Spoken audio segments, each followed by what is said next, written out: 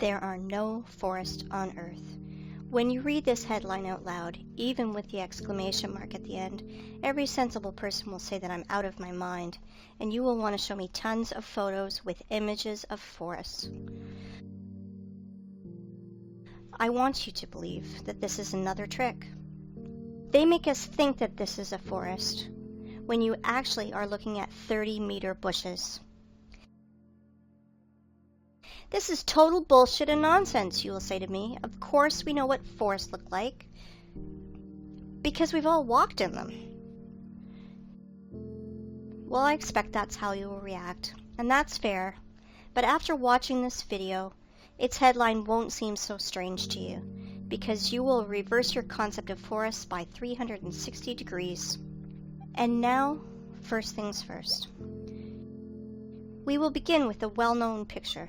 Children see 9 dolphins on it, but adults see 2 lovers. A huge difference, don't you think?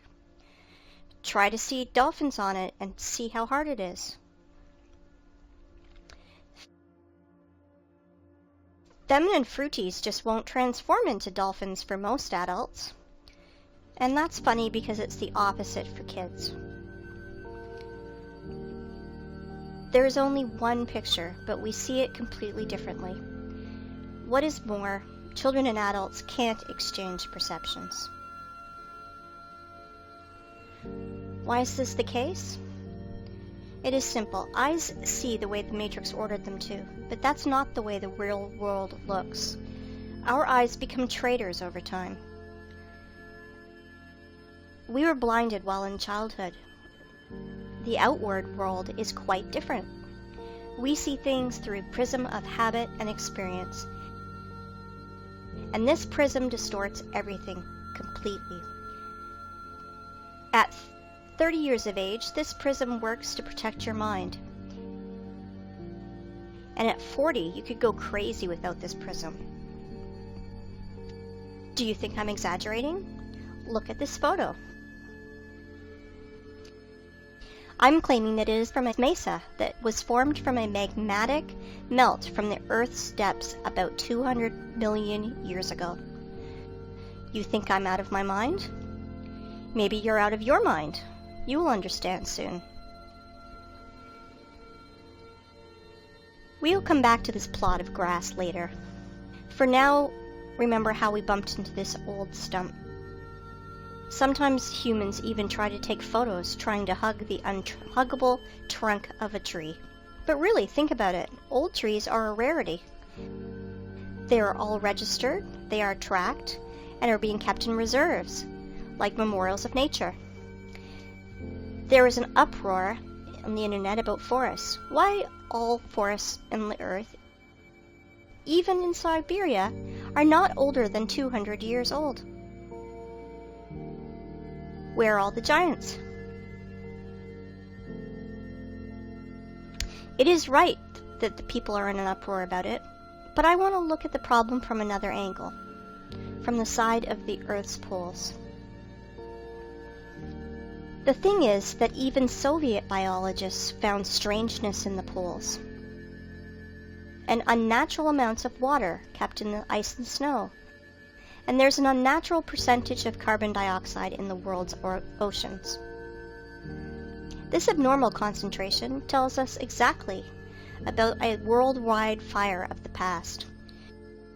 Using simple math, those scientists come to the conclusion that those fires carried away 99% of the Earth's biosphere. We all know that living cells consist of hydrogen and carbon, so the ice on the poles are made mostly from water, from burned organisms.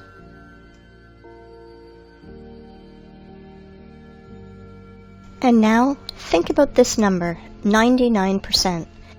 It means that everything that now grows, crawls, flies, swims, and runs on the Earth is 20,000 times less in volume than before this catastrophe. 20,000 times. To imagine this, look at this picture. This piece of bread is humans, plants, animals.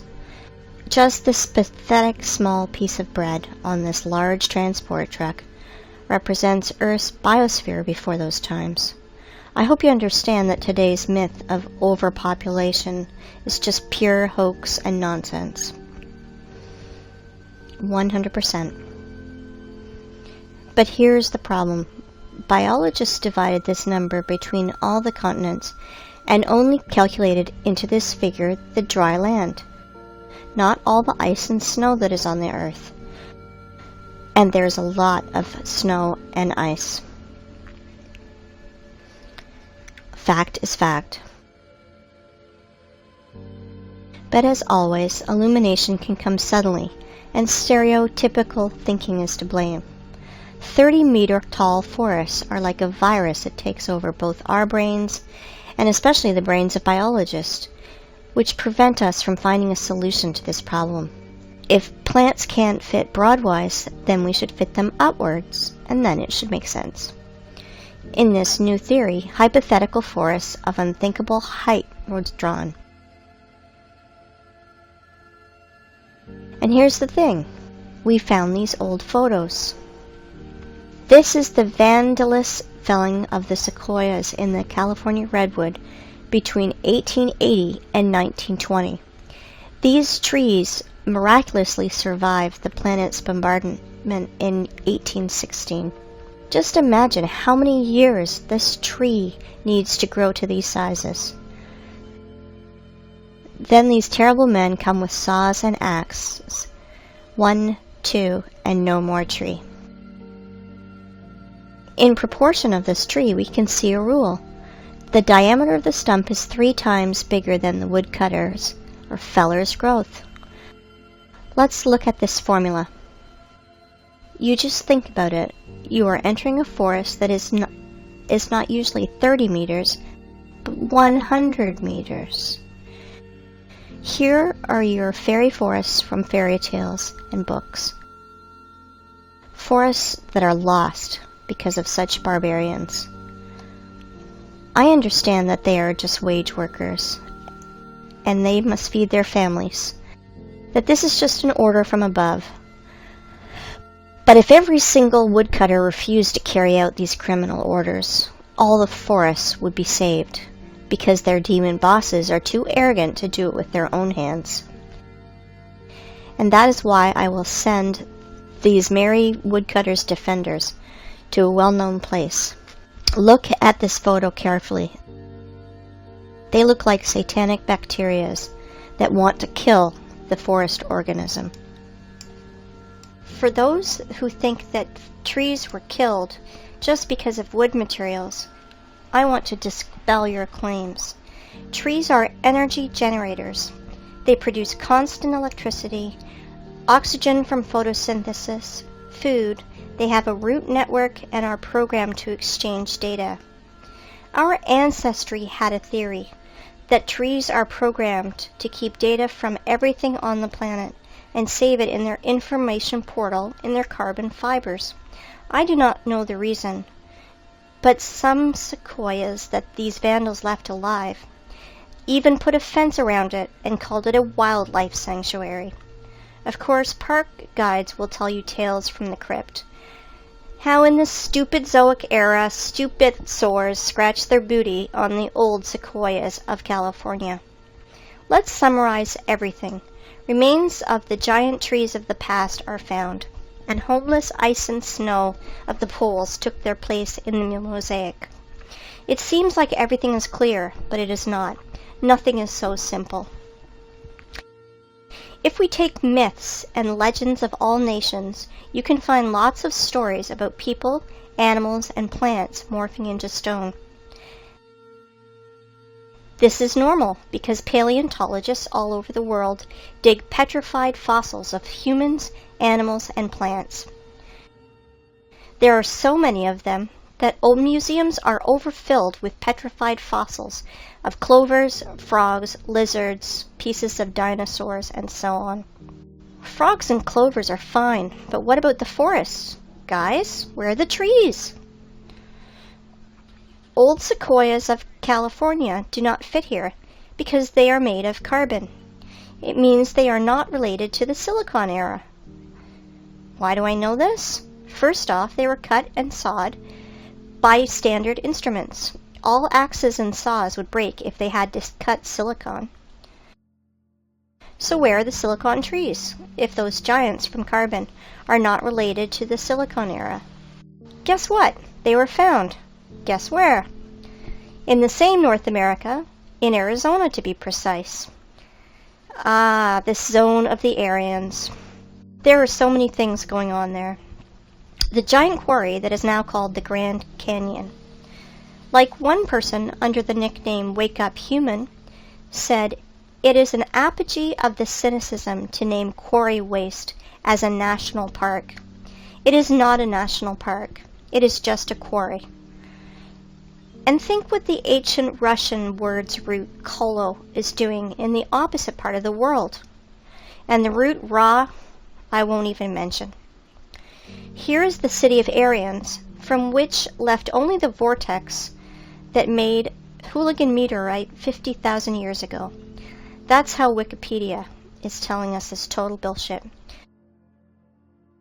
Oh, and by the way, here are our silicon trees. I wanted to introduce to you the museum under the open sky. Petrified trees here are just scattered in the desert and also fenced. Everyone today can visit this circus called Petrified Forest National Park. In this park, petrified fossils are not common. They are unique. If turtles and frogs were petrified in pale gray boulders, then this trees morphed into semi-precious stones.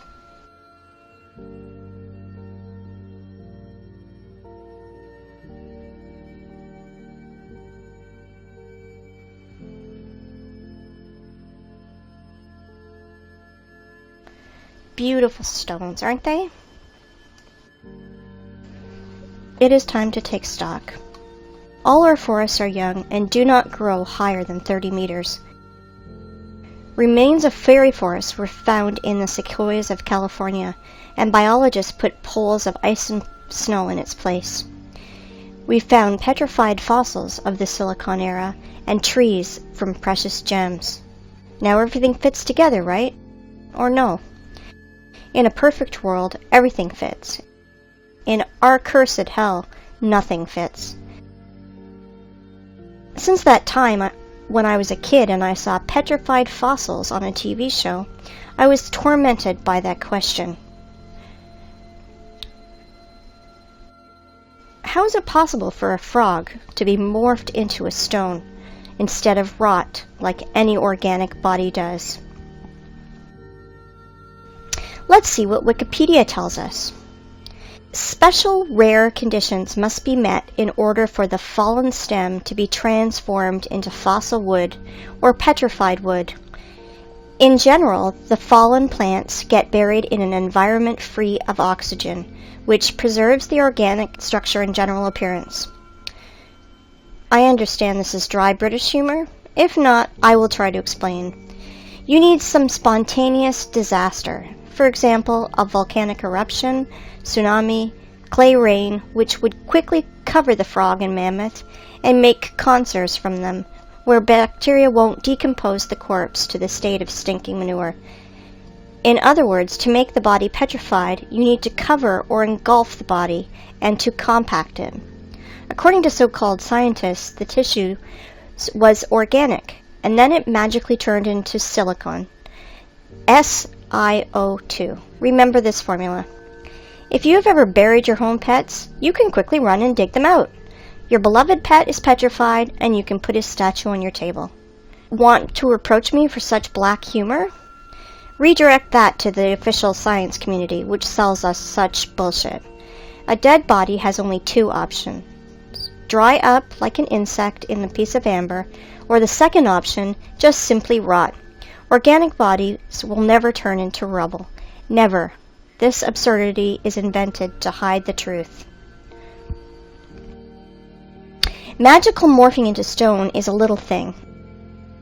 Transforming wood into semi-precious stones, this is where the lies and ignorance become uncontrollable. Tell me how a stick of wood can become a semi-precious stone. You may have no answer, but I do, and we will discuss this later. For now, let's analyze what these gems show. I do not know about you, but I am confused by 3 points.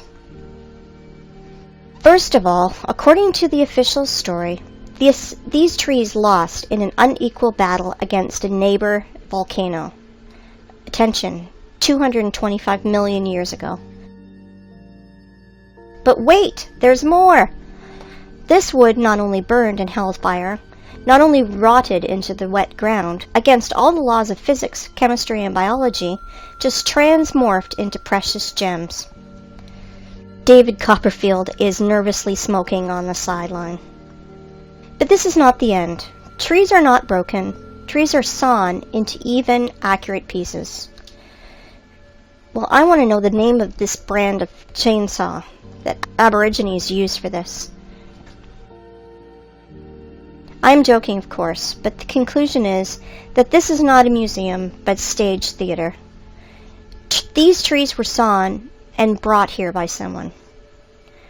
You know, only a true fool would believe in the magical transformation of wood into precious stones and gems.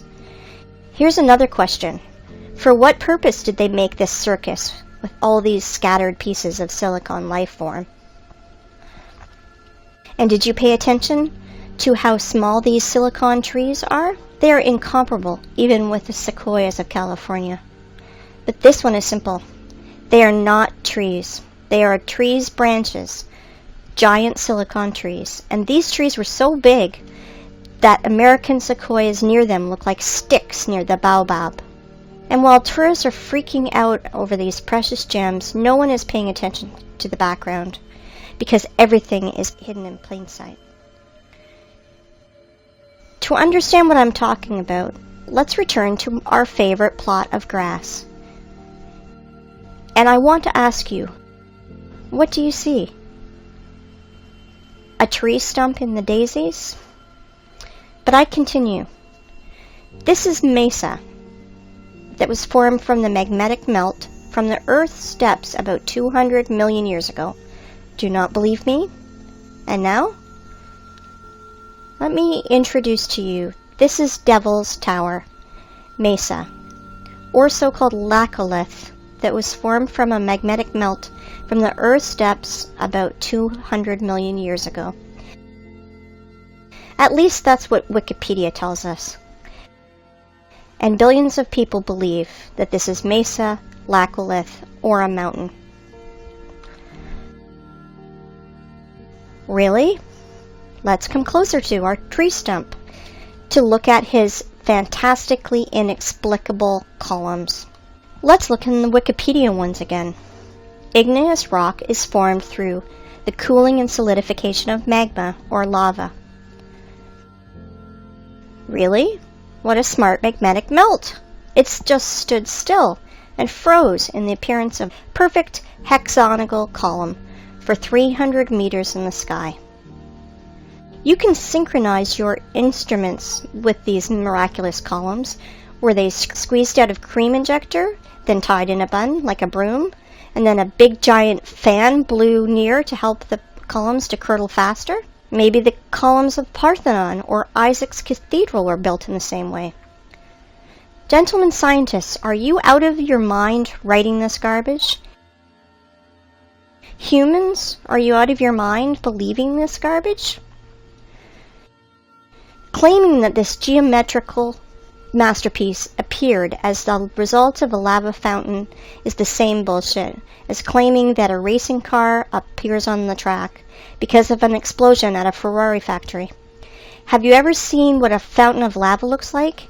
In those times, lava had artificial intelligence. Really? Comparative analysis. All columns are hexagonal. Why exactly hexagonal? Because the universe's masterpieces are built in this form. There are no snowflakes exactly the same, but all of them are in a perfect hexagonal shape. Bees, too, without the knowledge of mathematics, correctly identified that the regular hexagon has at least perimeter among all the other shapes of equal area so you can fill the shape most efficiently. When bees build honeycombs, they instinctively try to make them as roomy as possible and spend as little wax as possible. Hexagonal shape is the most efficient, economical figure for building honeycomb. Blind sheep cannot understand that our universe is fractal. That is why there is no difference in what scale you study it. In the scale of a mountain or the scale of a tree that everyone has outside their window. And now let's open a botany textbook. Let's find the structure of any plant and let's compare it with our giant stump. We won't go deep into this. We only want facts that fall into our hands from the stump's photos. So it will be useless to try to argue against those facts. I want to introduce you to the cross-section of a stem of flax. Well, well, gentlemen biologists. Are you noticing anything? No? Look, it seems like honeycombs in the middle. Wowzers, and they are all hexagonal. Well, well, what a coincidence. If we remove skin around this flax, our stump skin is the same. Let's look at the small rocks around it, and guess what? Flax looks exactly like our stump from the bird's eye. They look identical. Exactly. The stump's fibers, like the fibers of the flax, has a hexagonal shape that is strictly preserved. It is geometrical the entire length of the stem, and that is as much as 384 meters. I want you to pay attention. The stump's fibers are even stricter in their proportion, as we learn from the botany textbooks. They are no different for the whole length, but are relative to each other. It is a branch of armature hexagonal cross-section after leaving the metal rolling mill. The fibers are not attached to each other, since they freely exfoliate and fall as the stone erosion goes. Each fiber out of our stump is covered with a thin skin, exactly like fascia, a thin sheath of fibrous tissue enclosing a muscle or other organ. As you see, petrified skin contacting winds and moisture is cracking, exfoliating, and showering, and this is direct evidence that the fibers of the stump consist of at least two components placed inside each other. Fibers do not go into the ground vertically. They gradually bend to transform into the root system like every tree does. As you can see, the official story of spontaneous and accidental solidification of lava is 100% bullshit and falling apart quickly. In 1977, Hollywood made a film called Close Encounters of the Third Kind, with Devil's Tower playing the main role, where we were told 100 times that this is a mountain where we can meet aliens, but this garbage is suitable for fools only.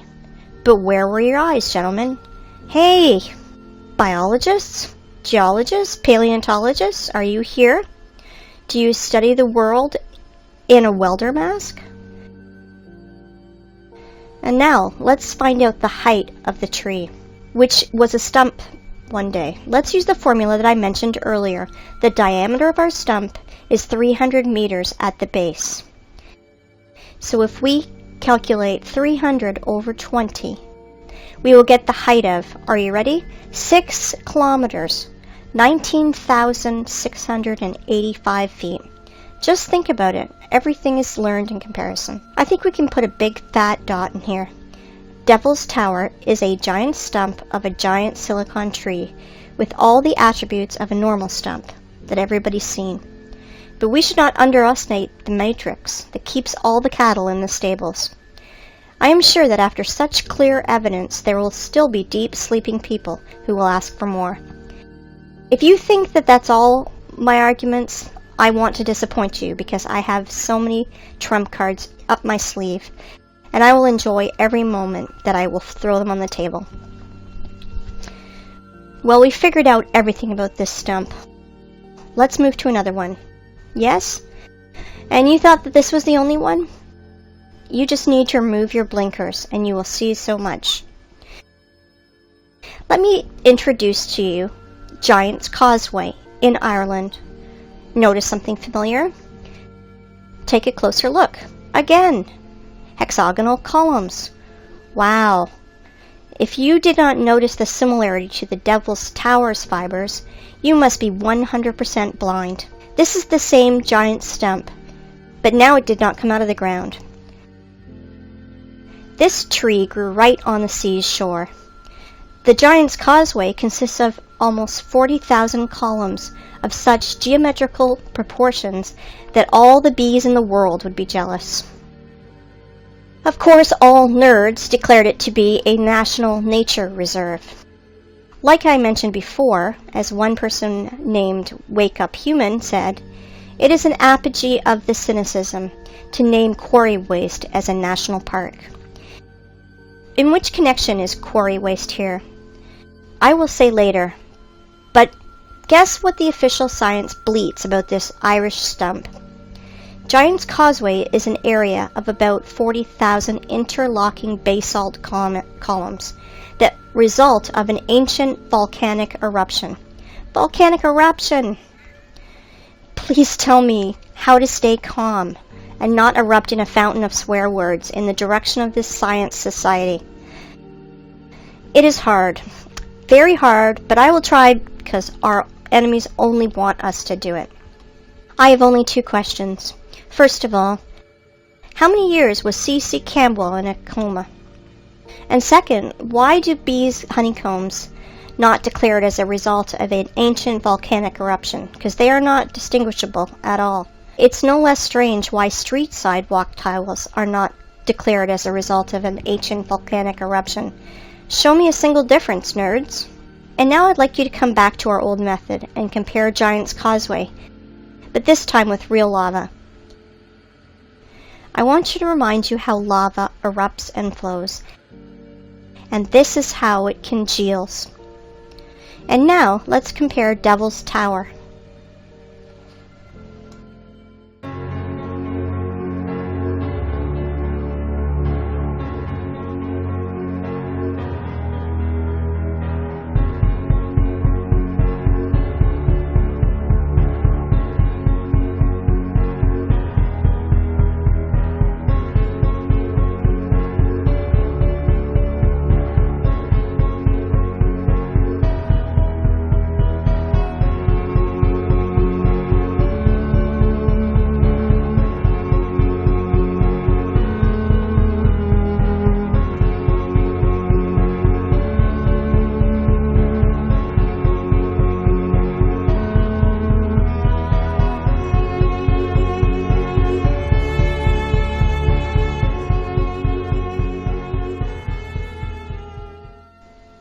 And now let's compare with Devil's Tower with Giant's Causeway. Oh, sorry for my French. I mean, let's compare silicon stump with silicon stump. Somebody still believes in the lava fountain? If I didn't know about giant silicon trees, I'd rather believe in a giant cream injector and a fan, but not in volcano garbage. If you think that these 2 giant silicon trees are the only thing that I can show you, then you are mistaken. There are loads of them on the planet. The funniest thing is that normal people do not realize that they are stumps. But official science realized that seriously, that they should find out how to hide these trees from people who ask too many questions, and they invented a genius name for these silicon stumps, the basalt cliffs.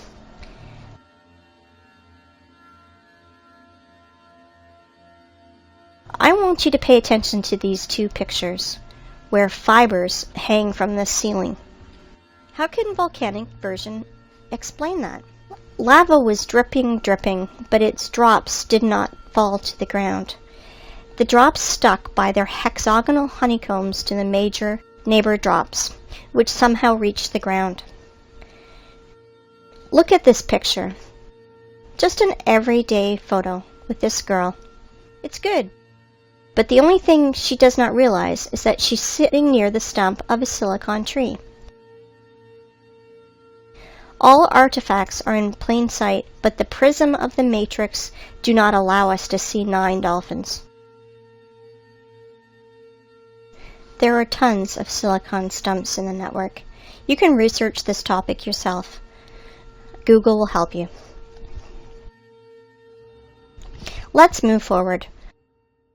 I want to introduce to you one more hexagonal miracle of the Earth that is of silicon nature. I want to introduce you to the biggest salt lake in the world, Salar de Uyuni in Bolivia. As you can see, not everything is so simple as it is written in textbooks and shown on the Discovery Channel. Our tradition wanted to show you what Wikipedia is telling us about these hexagons. But the fibers of silicon stumps, Wikipedia is changing it a bit. About the hexagonal structure of South American Lake, it is keeping silent, like a fish, like there's none of them. But they are there, absolutely there. You won't believe it, but Wikipedia is not the only thing that's silent. After hours of research, I found nothing about this hexagonal structure.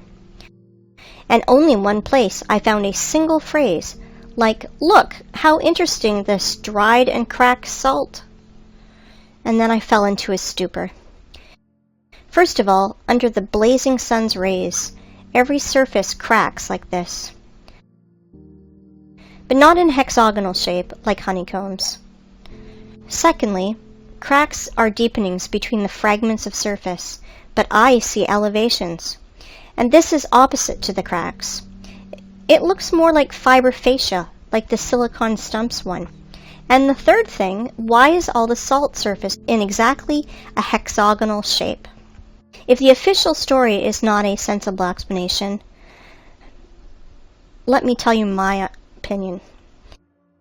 As Wake Up Human says, there are no salt lakes, just sludge settling tanks. I agree with him, but this is not the case. And here's why. I think that you've already realized that honeycomb's hexagonal shape is an attribute that belongs exclusively to living organisms. Either is the possession of a queen bee, snowflake structure, or plant's fiber. As we see with our own eyes, Salar de Uyuni is not just a giant layer of salt. It was a living being of the silicone form of life, which was scraped out by the adepts of technocracy, by their machines. Now you understand how far we are from reality?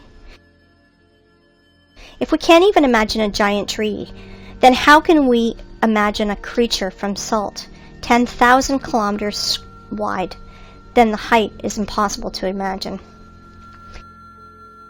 Now you understand that 7,500 years ago, our planet was so fantastic, fabulous, and beautiful that Cameron with his avatar is a poor substitute. All that is left to us is a desert, which we have turned into a scrapyard. And what I mean by saying scraped out by their machines, well, to be short, while our society was sleeping in this matrix, working 9 to 5 hours a day, doing useless things, dreaming useless dreams, our planet was literally being scraped out, and they are scraping it out now with their giant graders and machines. I will show you later. Well, the theoretical part is over now. It's time for the climax, and we are close to the runway. But before, we should return to our first stump and see one strange thing. I bet you did not notice. We saw many stumps, but this one is special. It has a flat surface on top, which means it was cut down. Yes, exactly, cut or sawed. And now our imagination is asking us, who cut it? For what? What did they cut it with? I will answer this question later. We will put these questions in the background because the stump that was cut is not a single one on the planet. I will tell you even more. Devil's Tower is a small one compared to the others. Boys and girls, our aircraft is ready to fly. Of course. Well, we have no course. We will fly around the planet. Fasten your seatbelts and better hold on to the handrails, because everything you will see will overturn your notion of rocks and mountains. Let's go!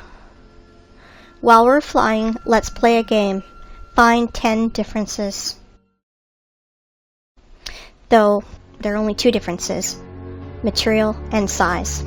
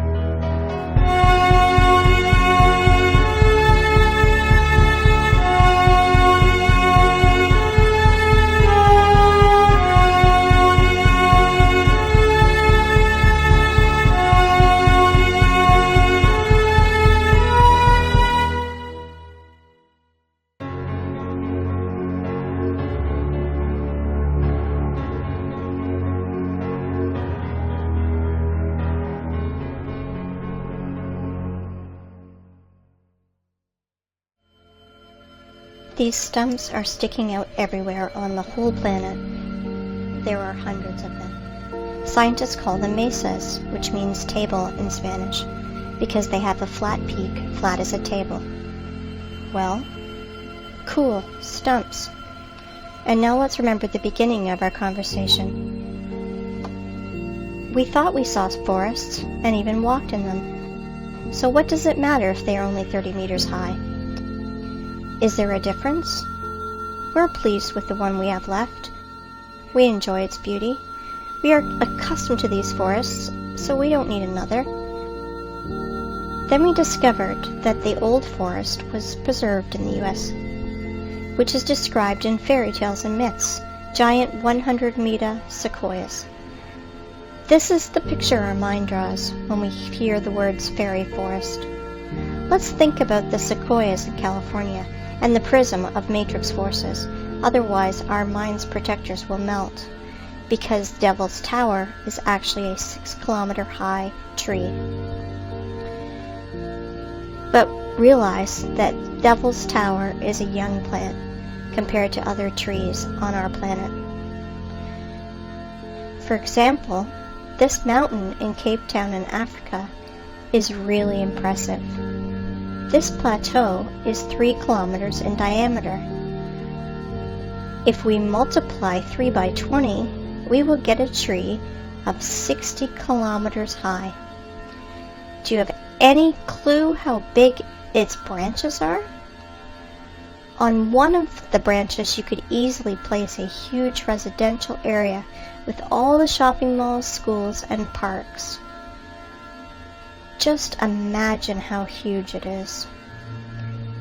Of course, your mind will never see that this mountain in Africa is really a tree that is 10 times higher than the Devil Tower tree, 60 kilometers higher, But guess what? That's not the limit. In the work of Russian scientist and poet Alexander Sergeyevich Pushkin, we can read about giant fairy oaks that was on the Bayan Island near Lokomori, and we now believe has been killed by our government. That oak was supposed to be the center of the earth and was some 100 kilometers high.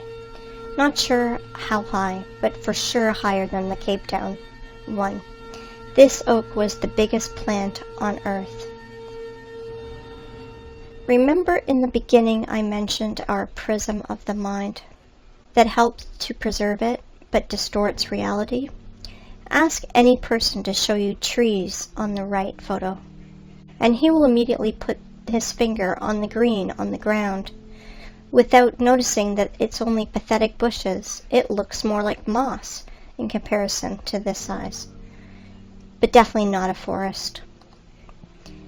Now you understand why we can't find 9 dolphins? But do not dwell on fish and stumps. Once again, I urge you to think in planetary sizes. If instead of dolphins and stumps, we see lovers and mountains, imagine what is hidden from us with a curtain. That is why the apocalypse is translated as curtain opening. Do you understand now why I mentioned this matrix prism in the beginning? Through which we are looking, and it turned out that we see nothing. The real world is different. I can call today's state of society a real dream, and the sad part is it is not figurative. You know, in the Russian language, the word tree is spelled D-E-R-E-V-O, de-re-vo.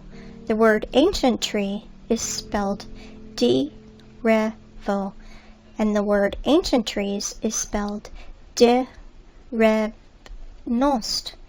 It means in Russian language, the language of the Aryans, time, when giant old trees grew. Interesting, isn't it? Well, let's put all that in our pocket and continue our flight. I think you will ask me, and maybe it's time to ask questions. Who cut down this forest? Why did they cut it? What did they use it for? No, it is too early to ask that. We know that the whole face of the planet was covered by giant vegetation. So we can ask ourselves, where did all the other forests go?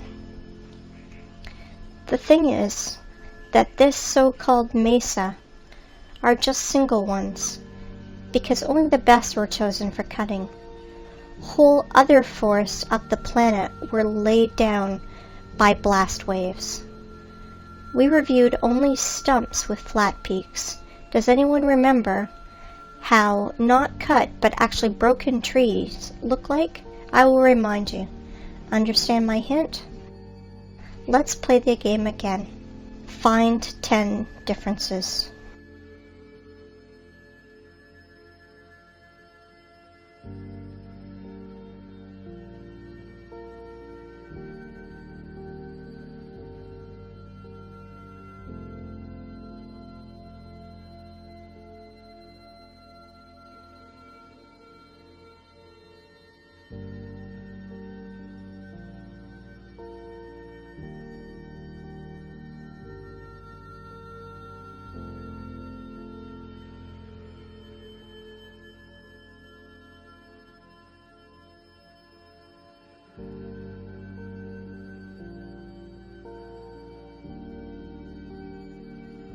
I think you understood the meaning of my words. So I want you to look at the highest stumps of our planet. They were mined like a quarry and were broke by blasts. For example, the tree Everest.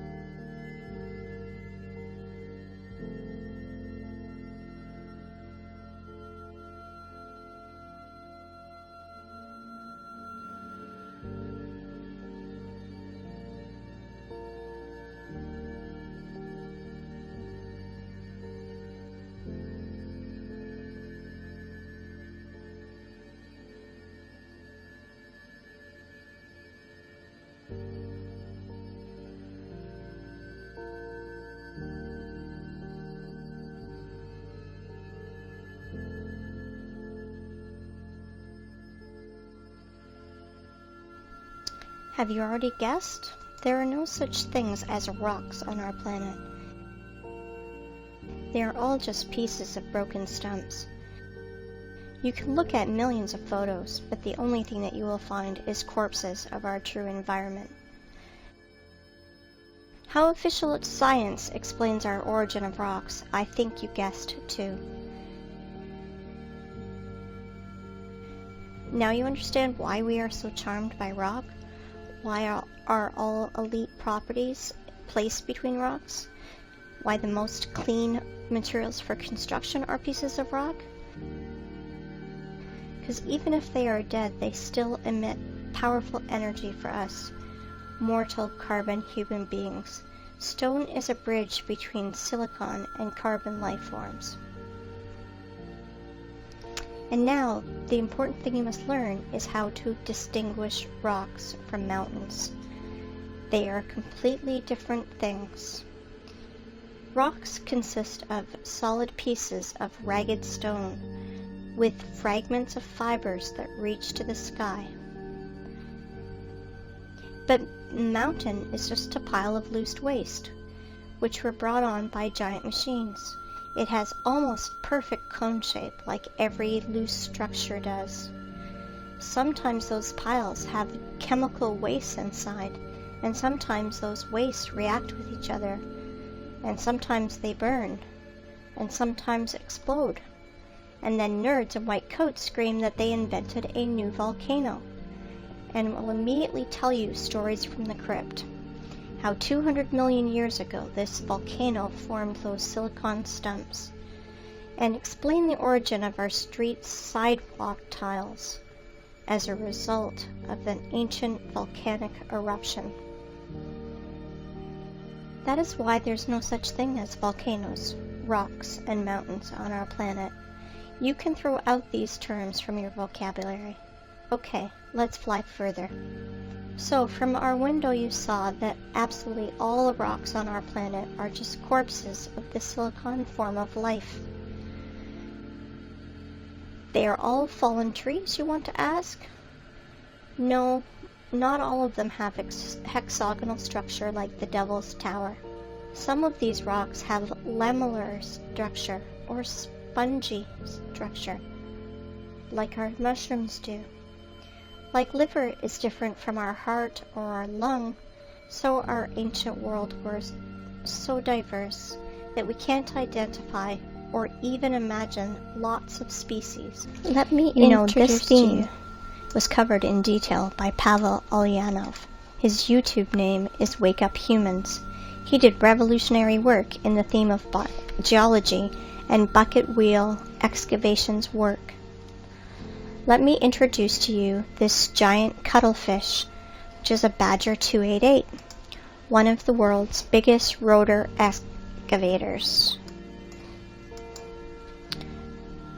And this is how those machines work. They crawl on its wheel parallel to the quarry wall. Giant wheels with ladles scratch at rock and ground, leaving concave wall.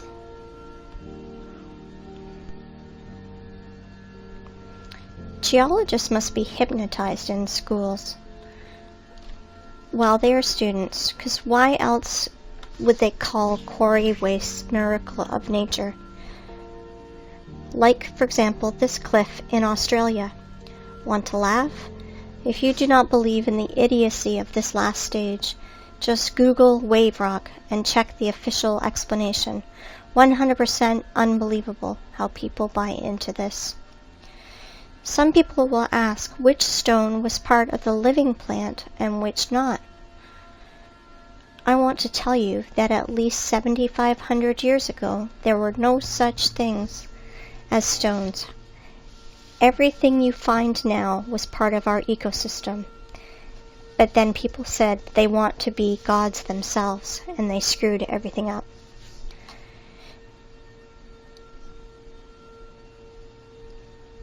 I want to ask you, open your minds.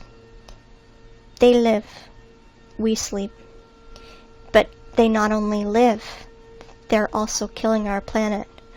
They are doing it right now, while you're watching this. Wake up, humans. You must review all the instruction they gave you in elementary school, middle school, high school, history, geography, geology. Open your mind. I want you to look at these photos. Today we have lots of artifacts which we can't repeat because of certain conditions as the lack of technology, lack of equipment, or specialists, and which are evidence that our civilization is 200 years ago, and before that compared to us was way more developed, and today's society are just kids in the sandbox. Here are some examples. Bubbleovo Bath, 1784 to 1820. Here is what this man that was near it tells us. Sorry for my language, but they are telling us absolute bullshit. That somehow the master made it for 7 years and polished it every day like Papa Carlo.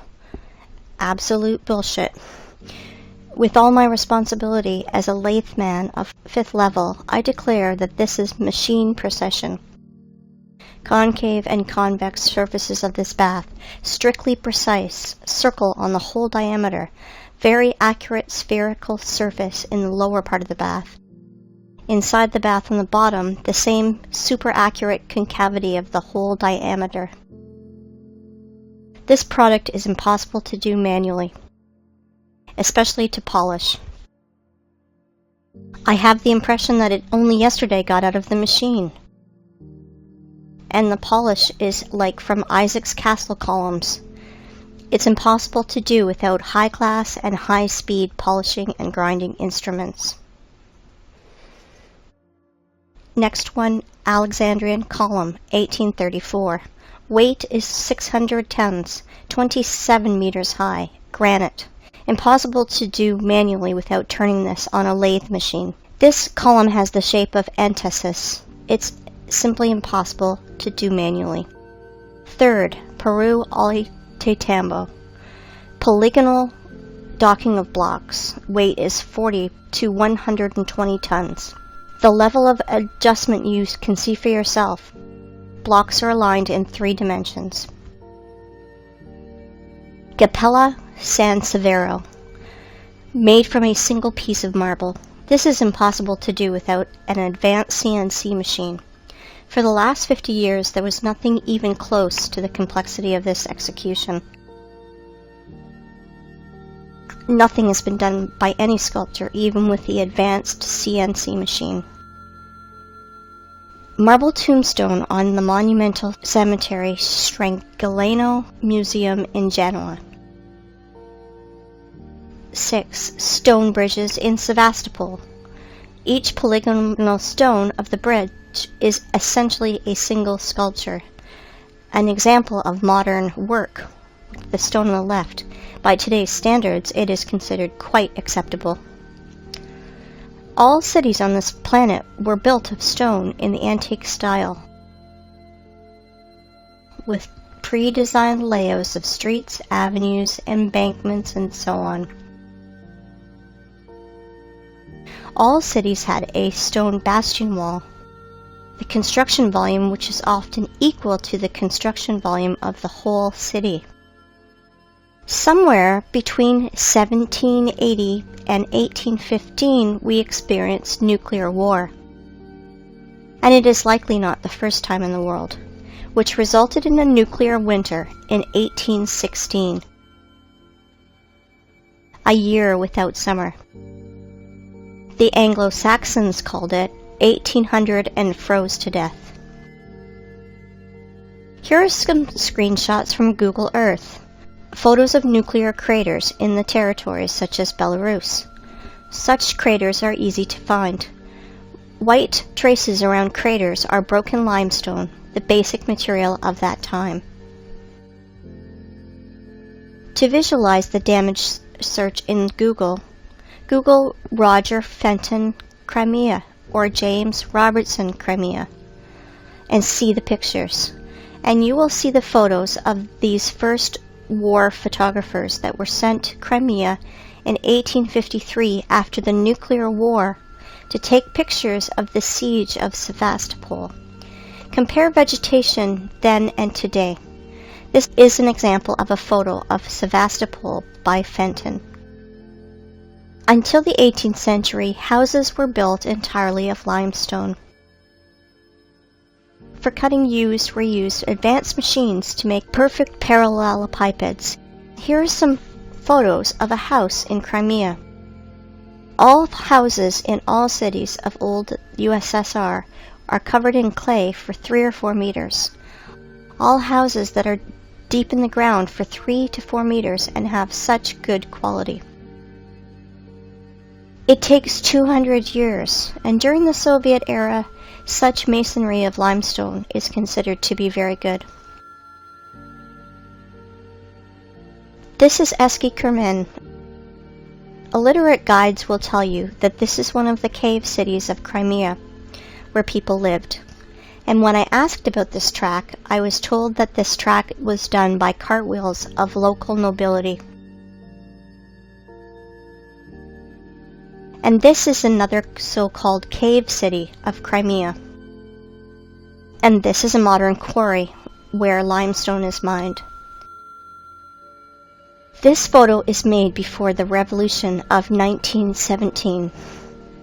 You can see that from the limestone is accurately cut segments, the bottom of which runs the railway and where a house stands. And now a very important photo of Inkerman Quarry, the name Champani, made in 1890. You can clearly see cut passageways through the hill, 100 meters in width and 80 meters high. Under the vertical wall we can see small pieces of limestone and limestone crumb that fell off because of working saw machining. In the cut holes we can clearly see houses. Some of these holes are beginning of catacombs, some of which extend for hundreds of kilometers. They conducted a large-scale underground mining of limestone. In the days of the Second World War, in the catacombs were hospitals, warehouses, headquarters, and trucks freely drove in and out of these catacombs. By the way, there are ancient catacombs in any city of the world. Near Odessa, there is a catacomb that is 2,500 kilometers long. Everything they tell us, rocks, canyons, ravines, cliffs, are just nothing more than quarry wastes. And there are very old quarries over there, and many fresh ones. This is a white rock in Belogorsk, near Crimea. It is a limestone quarry. The wall was formed as a result of the cut slope of the hill. Want to see more? Look at this passage from which a huge mass of limestone was taken. They lied to you. And guess what they call it? They call it the Valley, a beautiful wonder of earth. Check this out. This is an old photo from the 19th century. The mound of the vertical walls of limestone chips are not yet overgrown with vegetation.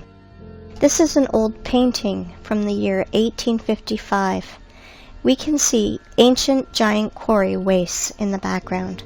Are you impressed by the scale of mining in just little Crimea? I want to tell you more. There is no cubic meter of land, probably 100 meters deep over the entire earth, which would not have been in its time mined, milled, masticated, and discarded. It is not a planet, but a giant quarry waste pit, where in the most violent and barbaric way the entire periodic table of Mendeleev is extracted. And now, look at these photos and pay attention to the tiered structure of the quarries and mines. The rotor excavated tiered cuts are massive. It is a formed structure with right angles when viewed from above. And now I want to show you the mountains, ridges, gorges, canyons, cliffs, in almost uninhabited ways. Often they are named by the people who discovered them. Are all academics and professors of geology and other science nerds too blind to see it? Mountain on the Kola Peninsula. I do not know the name. Mountains on Antarctica that were only discovered in 1820. Antarctica. Here are even the traces of the heavy machines and equipment. Greenland. Watkins Mountains.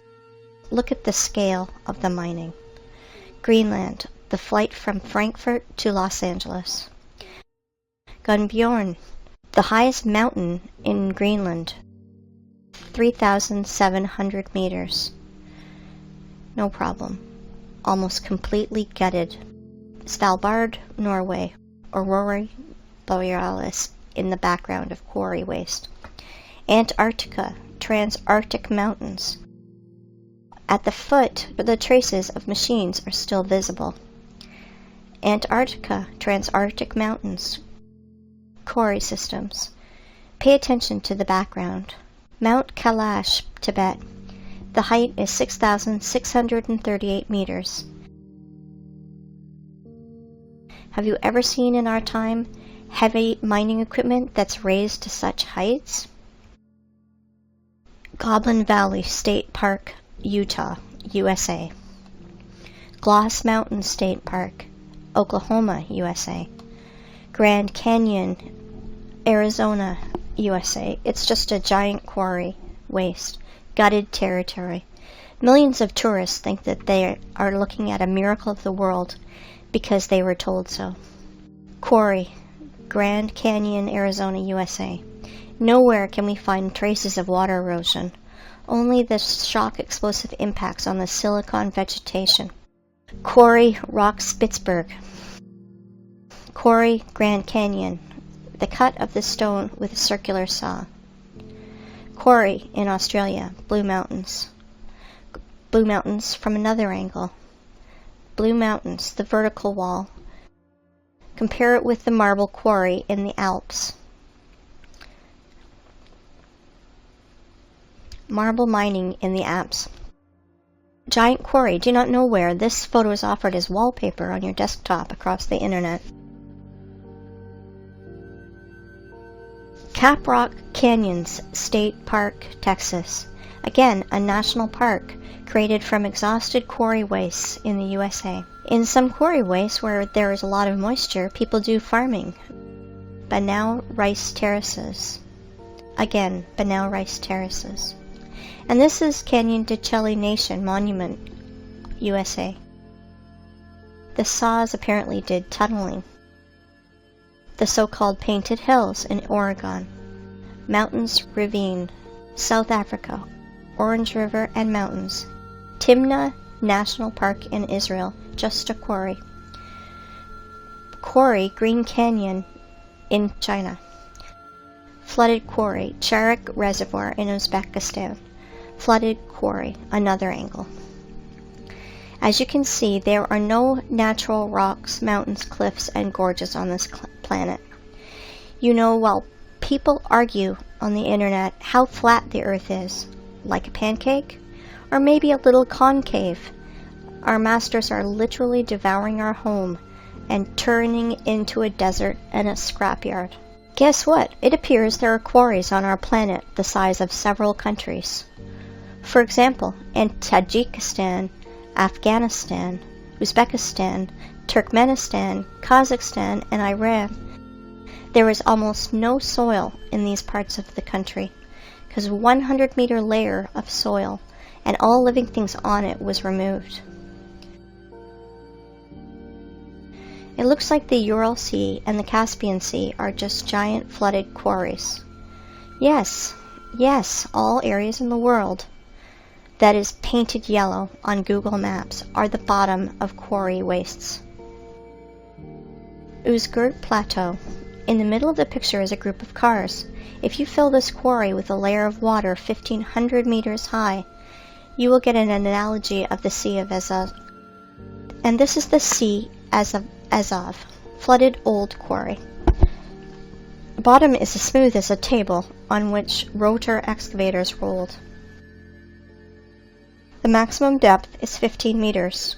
Perhaps thorium was mined here. The edge of the Karakum Desert, the area of which is 350,000 kilometers squared. The impression is that planetary reapers worked here. In reality, Kori, for the rest of the population, Canyon Yangakala, the wonder of the world, in Turkmenistan. In reality, Kori, for the population, Plateau Tuzber, Kazakhstan. USA Monument Valley, USA. Previously, this area was several hundred meters high, up to the stumps of the silicon trees in the background. Same Monument Valley, USA. Namibia. The desert is the bottom of a quarry. Egypt. The top layer is scraped out with soil, and all living things on it, also burnt by nuclear blast. Most part of Australia is cut and scraped almost completely. No soil, only red desert left. Australia, Nigeria, desert. The conclusion is deserts are 100% artificial. They emerged as a result of long-term mining activities.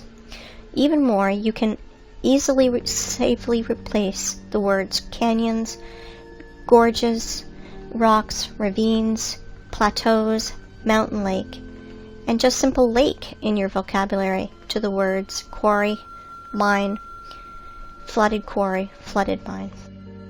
Krivobor in Russia. Krivobor in a different angle. In the middle of this island, overgrown with bushes, stood a rotary excavator. Kruitvann in Switzerland, obviously the work of a rotary excavator. Siberia, Anabari Quarry. And now look at this. This is pile of waste rock in Donbass. The height sometimes reaches 300 meters. Inside them are chemical reactions. They burn, and sometimes they even explode when they accumulate excess pressure. And more. Let me introduce to you this pile of waste called Vesuvius in Italy. 1,281 meters high. But science nerds will tell you that this is a volcano because it is burning, even once it exploded. What a story. How people buy into it is beyond me. And now let's look at the biggest pile of waste, called terracons or volcanoes.